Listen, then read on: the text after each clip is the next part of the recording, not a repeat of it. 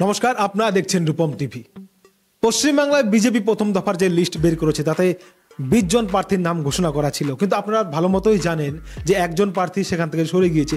আসানসোল থেকে পবন সিং সরে গিয়েছে, সেখানে নতুন করে আবার প্রার্থী দিতে হবে। তো বিজেপির যে দ্বিতীয় চূড়ান্ত প্রার্থী তালিকা আজ না হয় কালকে পরিষ্কার হয়েই যাবে, কিন্তু আমরা অনুমান একের পর এক লাগাচ্ছিলাম, কারণ একের পর এক বিভিন্ন সোর্স থেকে আমাদের কাছে খবর আসছিল যে এই কেন্দ্রে এ দাঁড়াতে পারে, ওই কেন্দ্রে ও দাঁড়াতে পারে। কিন্তু শেষমেশ আজ দুপুরবেলা অনেক রকম পরিবর্তন শুনতে পেলাম। বিজেপির যে দ্বিতীয় প্রার্থী তালিকা আসবে পশ্চিমবাংলার জন্য তাতে অনেক রকম পরিবর্তন। দেখুন, বিজেপি একটা সর্বভারতীয় দল, তাই কোনো সিদ্ধান্ত নেওয়ার আগে বিভিন্নভাবে আলোচনা করার পর সিদ্ধান্ত নেওয়া হয়। পশ্চিমবাংলায় প্রার্থী কে হবে, সুকান্ত মজুমদার এবং শুভেন্দুকে দিল্লিতে ডেকে নিয়ে গিয়েছিল কেন্দ্রীয় নেতৃত্ব।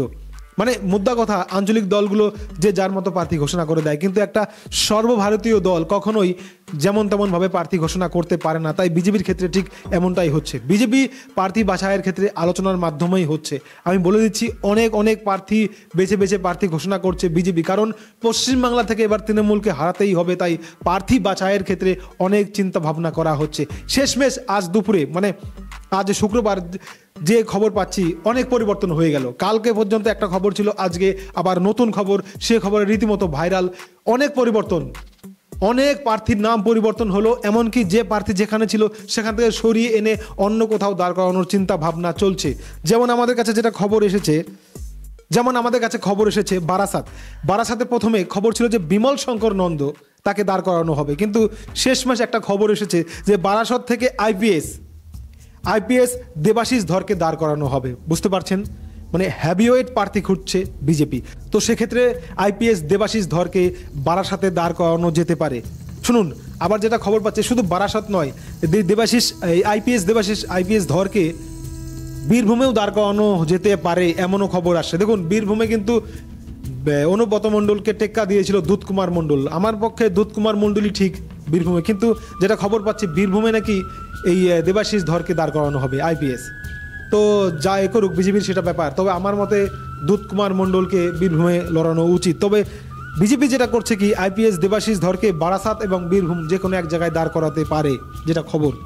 ব্যারাকপুরে অনেক পরিবর্তন। ব্যারাকপুরে যেটা শুনতে পাচ্ছি, অর্জুন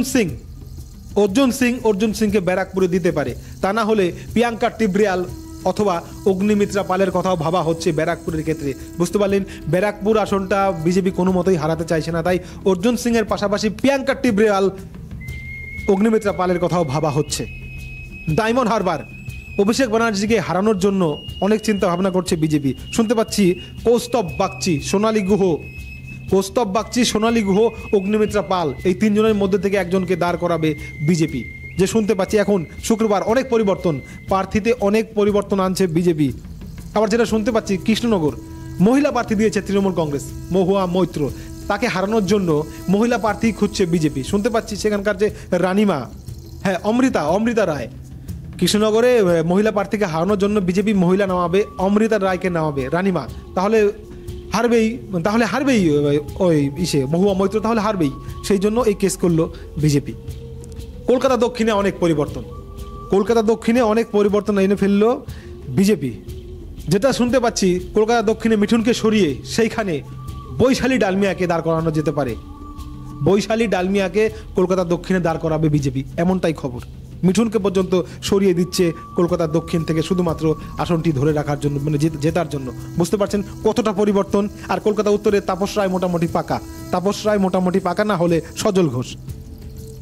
এদিকে চলে আসুন শ্রীরামপুরে তৃণমূলের প্রার্থী কল্যাণ ব্যানার্জিকে হারানোর জন্য কবির শঙ্কর বসু না হলে এই দেবজিৎ সরকার, আইনের লোককে আইন দিয়ে হারাবে বিজেপি, এমন ঘটনা ঘটছে। কিন্তু সবচেয়ে যেটা আশ্চর্যজনক লাগলো, আমার কাছে ভালো লাগলো না, তবুও বলছি, দিলীপ ঘোষকে মেদিনীপুর থেকে সরিয়ে নিয়ে গিয়ে বর্ধমান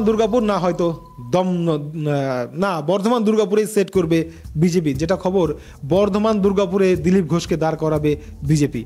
মেদিনীপুর থেকে সরিয়ে নিয়ে গিয়ে বর্ধমান দুর্গাপুরে দাঁড় করানোর চেষ্টা করছে বিজেপি। এটা গোপন খবর, অন্দরের খবর। আর যেটা আমাদের কাছে খবর রয়েছে, তৃণমূল কংগ্রেস মেদিনীপুরে মহিলা প্রার্থী দিয়ে দিয়েছে, মানে জুন মালিয়া।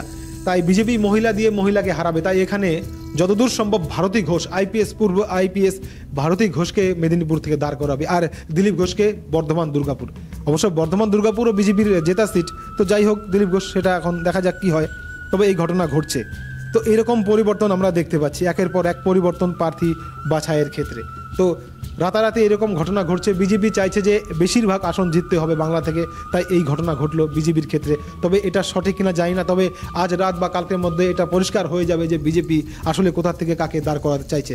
মেন উদ্দেশ্য তৃণমূলকে বাংলা থেকে হারানো, তাই এইরকম পরিবর্তন। তো এই যে পরিবর্তন, সেটা আপনারা কতটা মানেন, যারা বিজেপিকে ভালোবাসেন সেটাও বলবেন, আর তৃণমূল এই পরিবর্তন দেখে কি ভয় পেল সেটাও জানাবেন। খবর ভালো লাগলে সাবস্ক্রাইব, লাইক, শেয়ার করবেন। জয় হিন্দ।